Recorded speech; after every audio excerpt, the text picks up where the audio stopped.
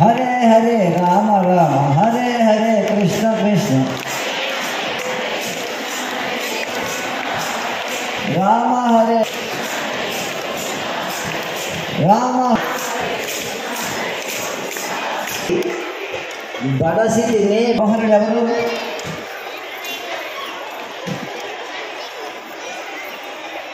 హరుడంటే ఎవరు? హరి అంటే విష్ణువు. హరుడంటే ఎవరు? ఈశ్వరుడు. ఈశ్వరుడు అంటే ఎవరు? ఈశ్వర సర్వభూతానం బ్రహ్మోధిపతి బ్రాహ్మణోధిపతి అని చెప్తారు. కానీ ఈశ్వర సర్వభూతానం భగవద్గీతలో కూడా ఒక లైన్ ఉంటుంది. ఈశ్వరుడే సర్వభూతాలు కలిగితే ఆ ఈశ్వరుడు ఎవరు?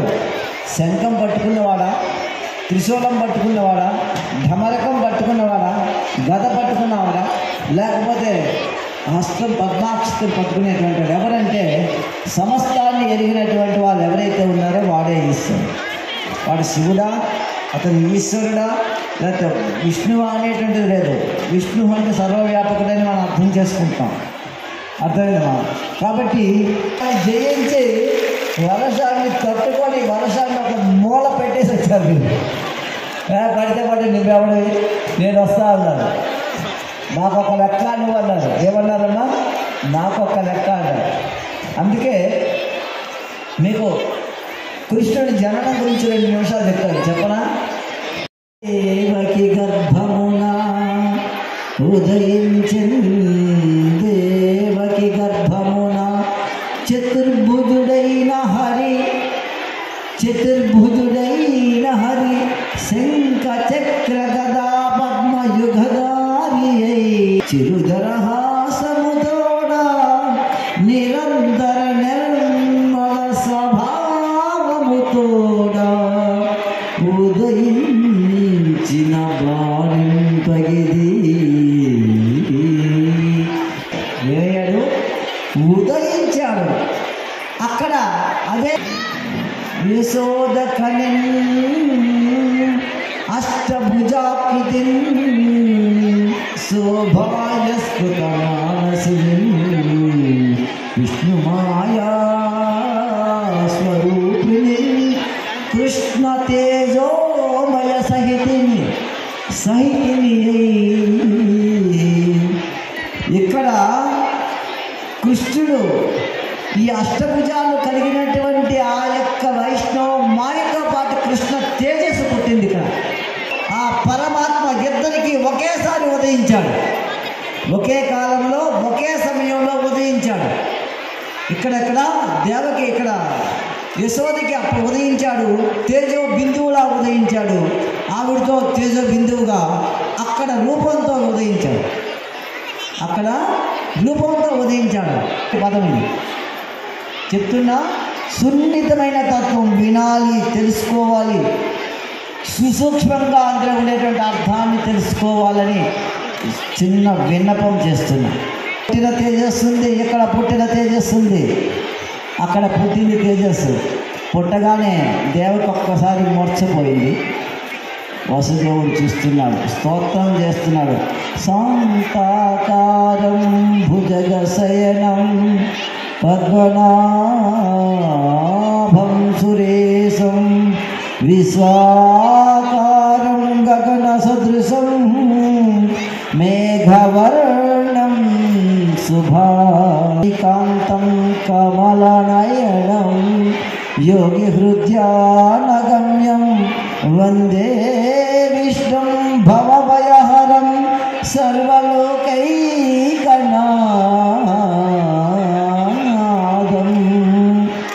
అని స్తుతి. హే ప్రభు, హే పరమాత్మ, హే అనంత దివ్య స్వరూప, నీకు పదే పదే నమస్కారం చేస్తున్నాను.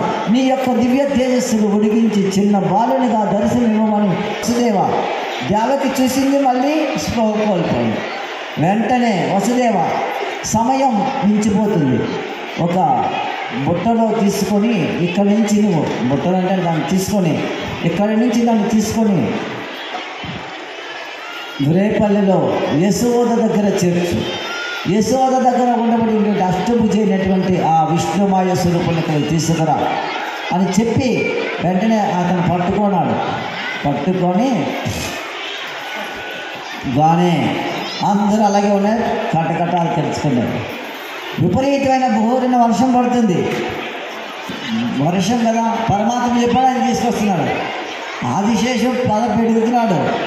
ఈలాగా బయటకు రాగానే అక్కడ ఎలా ఉంది చూడగానే అందరూ దిగ్భ్రాంతులై పడుతున్నారు. చూస్తూ ఉన్నారు కానీ ఆయన చూడలేకపోతున్నారు, చూస్తూ ఉన్నారు ఆయన తలుచుకోలేకపోతున్నారు. ఇలాగ దిగ్భ్రాంతులైనటువంటి వారిని చూసి ఆశ్చర్యంతో ముందుకల్లా వెళ్ళి అని కాలు పట్టుకున్నాడు. ఏం పట్టుకున్నాడు? వెంటనే కాలు పట్టుకున్నాడు. బుద్ధిమంతుడు కాబట్టి కాలు పట్టుకొని, బాబా నువ్వు చేసే పని కాదు ఇది, రాజులు చేసే పని కాదు ఇది వినడు. ఆవిడ కాలు పట్టుకొని అంటాడు, నీకేంటి ఇప్పుడు ఇబ్బంది? పుట్టినైనా నీకు ఇస్తాను, వాటిని అందరినీ చంపి ఆవిడ మాత్రం వదిలింది. కారాగారంలో పెట్టాడు. అందరూ చెప్పారు, జైల్లో పెట్టుకొని చూసుకున్నాడు. 8వ బిడ్డ కదా, 8వ బిడ్డ చంపుదామని అనుకున్నాడు. ఇలాగా మన మహాత్ముడు ఉన్నాడు కదా, ఎవరు? నారద మహర్షి. ఆయన వచ్చారు. ఏమయ్యా, ఏ బిడ్డ ఏ గర్భంలో చేస్తుందో నీకేం తెలుసు? అష్టమ గర్భం అన్నాడు. అష్టమ గర్భం ప్రథమ గర్భంలోకి రావచ్చు కదా అని అన్నాడు. వెంటనే జైల్లో పెట్టాడు.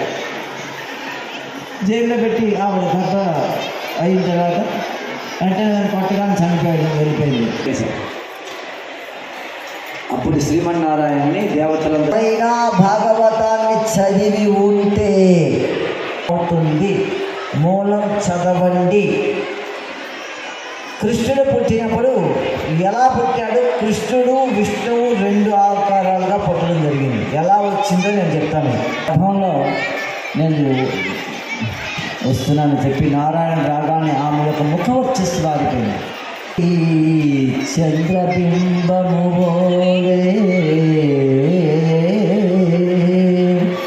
చతుర్దశ భువనములన్నీయు ఇచటనే ఉన్నవాయని తలంపుడుగా దేవకి ప్రకాశించే అనంత తేజోమూర్తిని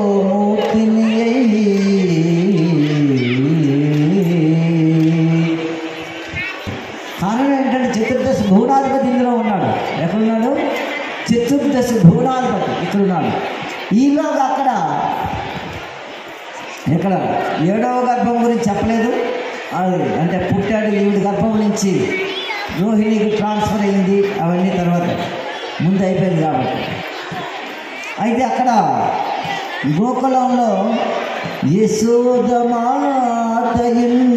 కలిజన్మ వికసితమైన భావ ప్రస్ఫుటనానంత భావముతో ఆవిడ కూడా ప్రస్ఫుట భావం కలిగినటువంటి ప్రజ్వలితమైనటువంటి ముఖ విస్ఫోటాలు ఆవిడ కూడా ఏర్పడ్డాయి. 2 కలయికలు చూసి అక్కడక్కడ గోకులంలో ఏదో తెలియని కాంతి, రాత్రిపూట కూడా కాంతి చూసి గోకులంలో ఉండేవాళ్ళు కూడా ఆనందమయం అయ్యేవారు. ఎప్పుడు చంద్రబింబ కాంతి కనిపిస్తుండేది, సూర్యకాంతి కన్నా చాలా గొప్పగా అనిపిస్తుంది రాత్రిపూట. కానీ చల్లదనంగా ఉంది, రాత్రిలాగే ఉంది, మైమరిచేటట్టు. ఏంటి కాంతిని ఎవరికి అర్థం కావట్లే. ఇక్కడ అలరారిన భావముతోడ ముదమందుచు గోపికలెల్లరూ వసించుతుండెరి గోకులముందు. ఆనందంతో ఉన్నారు ఆవిడ గర్భంలో ఉండేటువంటి శిశు. అక్కడ కూడా ఆ భావం కాంతివంతమై తేజవంతంగా ఉంది. పచ్చకామెంట్లు వచ్చిన వాడికి మాత్రమే బ్లర్గా అనిపిస్తుంది, అలా కనిపించలేదు అలాగే. కాబట్టి వీళ్ళకు కూడా అలా అనిపించింది. కానీ ఆ తేజస్సు అద్భుతం, అప్పుడలేదు. గర్భం నిలుతుంటే కౌంటర్ స్టార్ట్ అవుతుంది.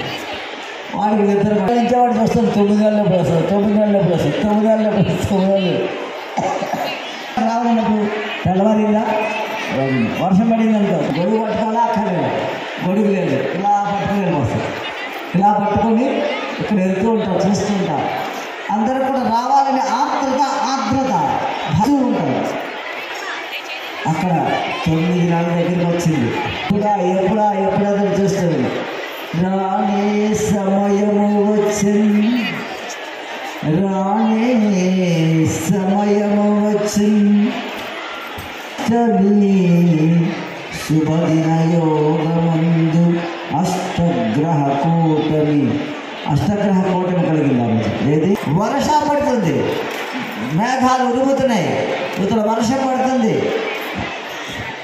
ఆ మేఘాలతో ఉరుములతో ఉంటుంటే అక్కడ ఉన్న వాళ్ళకి ఆ కాంతిని చూడలేక పడుకోలేదు. అక్కడ ఉన్న వాళ్ళందరూ పడుకున్నారని చెప్పారు. కాదు, ఇప్పుడు గిలిగెత్తారు, ఎవరో గిల్లినట్టు.